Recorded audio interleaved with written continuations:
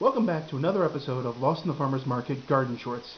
This is a extra special episode, and there's a reason for that. Now, there's something I said in regards to the candelabra cactus, which isn't actually a cactus, it's a euphorbia, but it needs to be said and clarified, and I need to go delve a little bit into the science of the plant form in question. Now, what I mentioned was that there was a common name for that plant called frilled cactus, or something to that effect. And I had to specify that that is what's called a monstrose or crested form. Not entirely sure which because I don't have a specimen on hand, so I can't really look at it. But I have specimens of both monstrose and cristate or crested forms right in front of you today. So we're going to talk about what a monstrose or a crested form cactus or succulent is.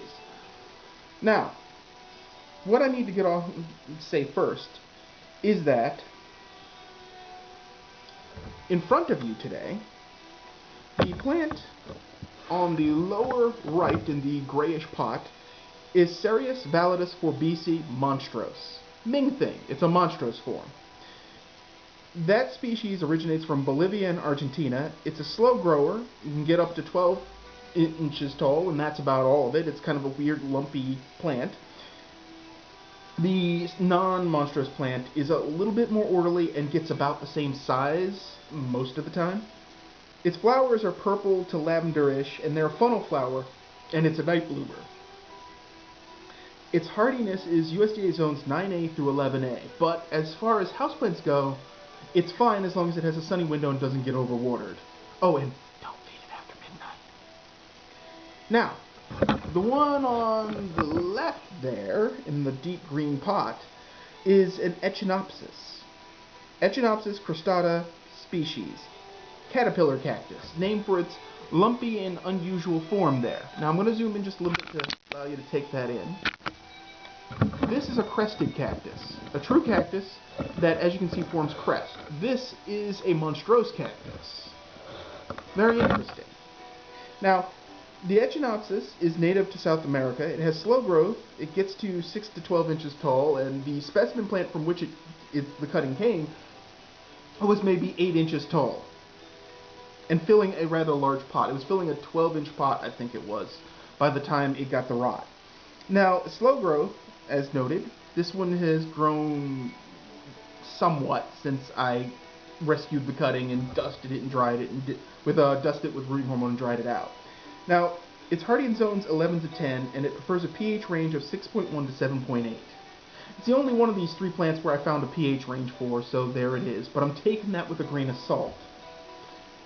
Now, the third one in the back there, oh, hey baby.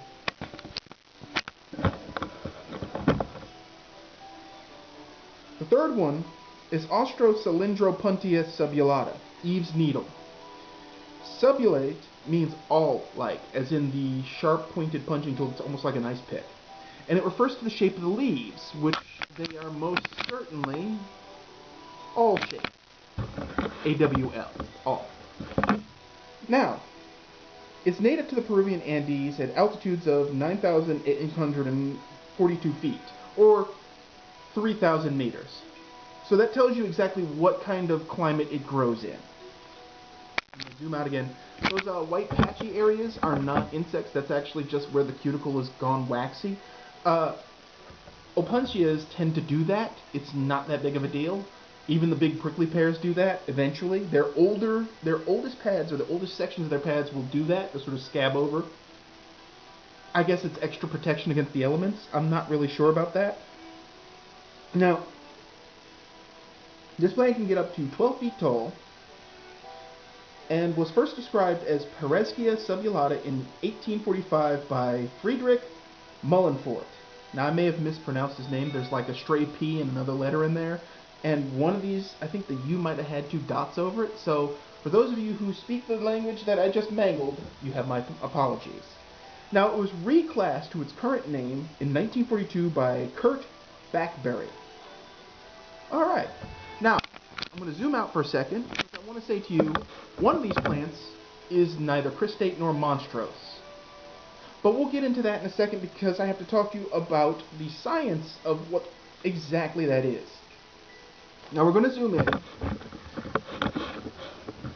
let's stop being picky. And we're going to talk about cristates first.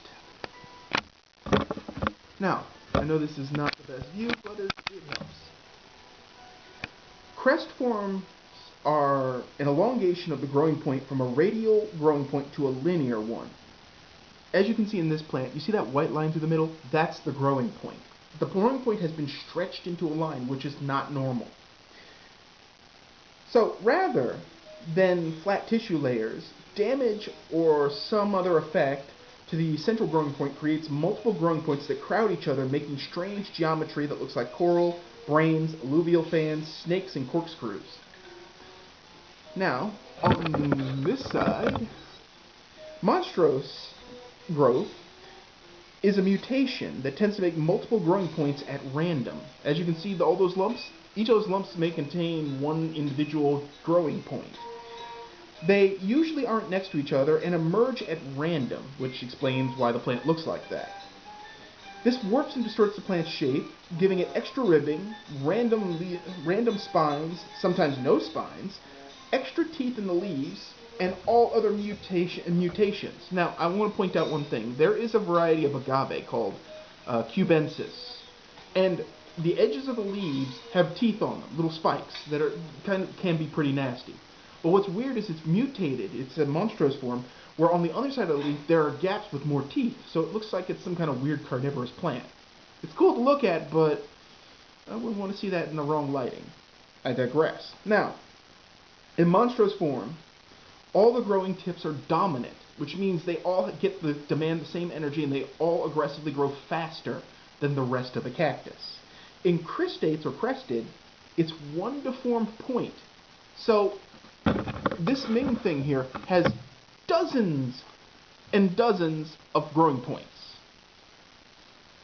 Whereas over here, this caterpillar cactus has one really long singular growing point, which is weird as hell, but really cool. Now, for comparison, this plant here has growing points at the tips of its stems and wherever new stems happen to emerge. It's not a monstrose or a cristate. It's just a really cool cactus.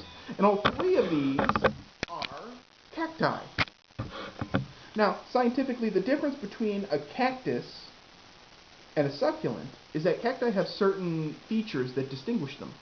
Succulents, basically, the only requirement is that they have leaves or stems or features that are designed to contain water. They have sometimes a specific metabolism.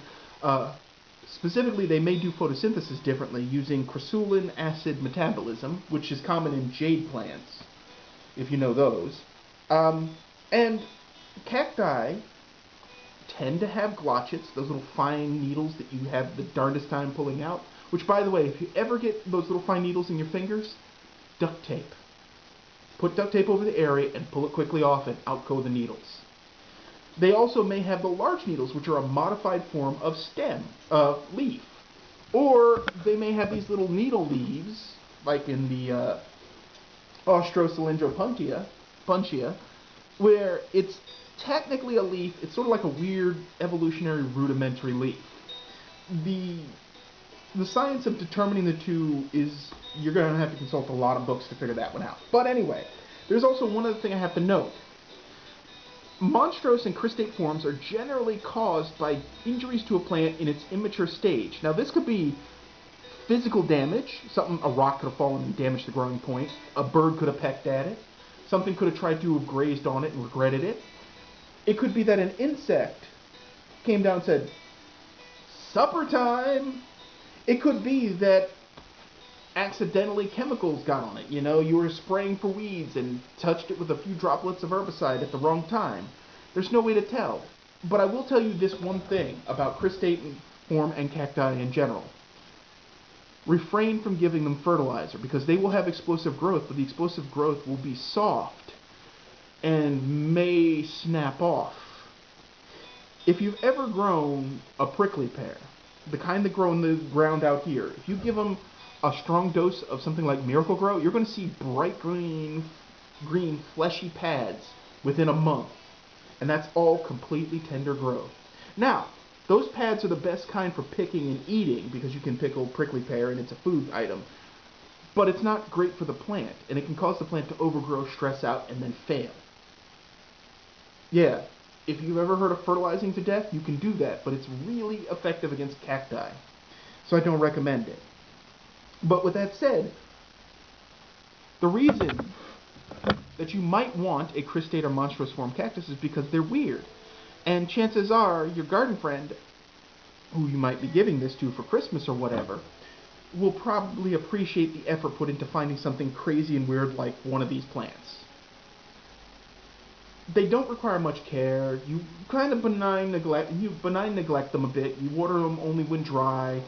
You don't really have to fuss that much over them. They're real easy. And they're a good gift because it's almost guaranteed that they will not have one. Not like that anyway. Now, one thing I would refrain as a gift-giving guide as part of this is to avoid the ones that are grafted. You know, the brightly colored ball or crest that's not green at all, stuck on a green stem. Not so much that. Though if you can find one that is green or partially or mostly green, totally worth it. And with that said, I've covered the topic of what a monstrose form or a crest form cacti is or succulent, and now you know. And that'll help you make a better decision when you go to the store to buy things. These three plants actually have a history with me. Now, here's the interesting thing. Eve's Needle is the newest of the three, and I found it randomly in a garden center somewhere, and they didn't even know what price it was, so I bought it for maybe like $5.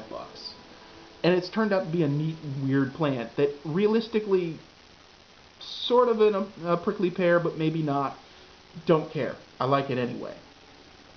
It's tripled in size since I've gotten it, because you're not throwing fertilizer in there.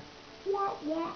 But the Ming Thing cactus, this is the second one I've owned. The last one got root rot, and I think it's because of, it was next to a bunch of plants that needed more water, and inevitably I water in batches. Once I put it away from those plants, it stopped being a problem. But it's a cool little weirdo plant that's mutated and swirls around, and it's totally worth it. It's also a biological lesson. Now, lastly, on the left in the green pot, the caterpillar cactus is an interesting story. I've had this plant for more than 15 years. Now, I know what you're thinking, but if it's 15 years old, why is it so tiny? Well, here's the thing.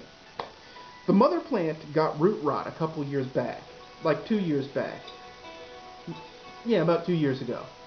And it fell apart. And I recovered the pieces, and I dunked them in rooting hormone, powdered rooting hormone with talcum powder.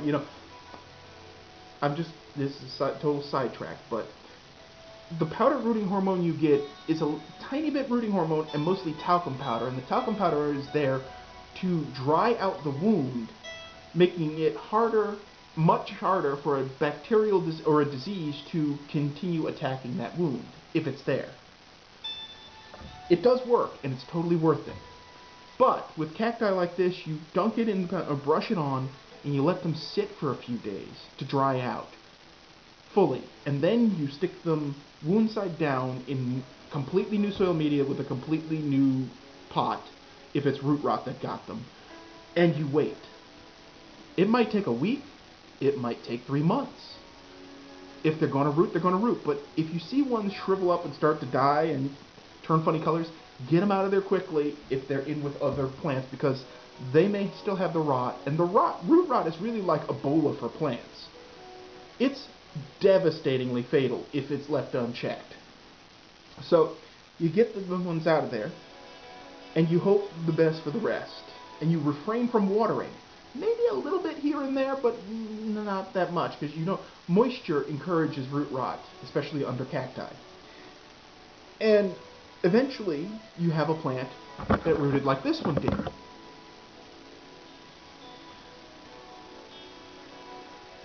This one here, as you can see, is a cutting of that plant.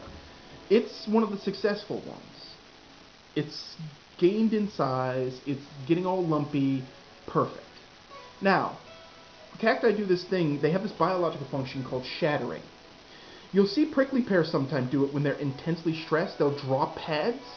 And the whole point is that they're not shedding leaves like a deciduous tree does. What they're doing is they're shedding a pad in the hopes that it goes somewhere else and roots and the plant clones itself and survives. Christmas cacti will do this when they're stressed. They'll drop a stick of like 3 or 4 pads at once in the hopes that they'll fall down somewhere, find some dirt, root, and clone. Now sometimes they just drop pads because they're stressed and the pads die anyway. But ideally the shattering is a biological response. So the mother plant, which has been with me for the better part of 15 years, essentially got the root rot.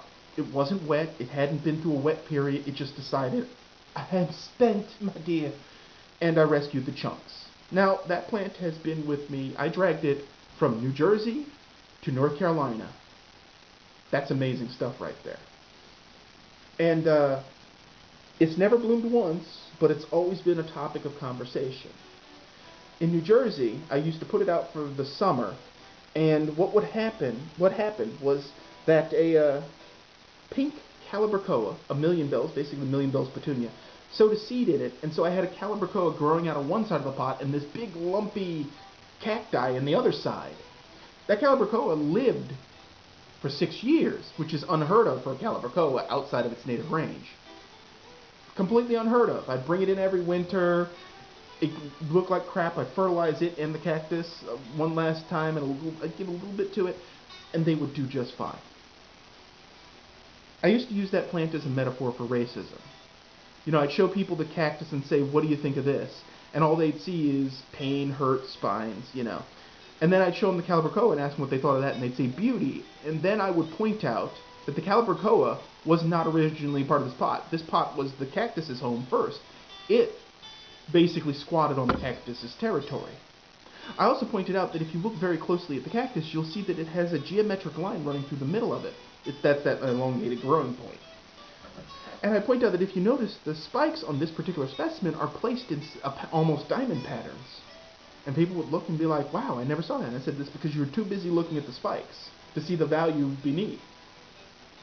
I don't get political on this channel, but I had to tell that story because it's crazy. And thankfully, a piece of that cactus survives. So hopefully in the future, in a bigger pot, maybe I could tell that and pull that same hoodwink on people later on. Little razzle-dazzle. But anyway, now you know the difference between cristate and monstrose form cacti. You now know what I was talking about with the candelabra cactus in an earlier episode.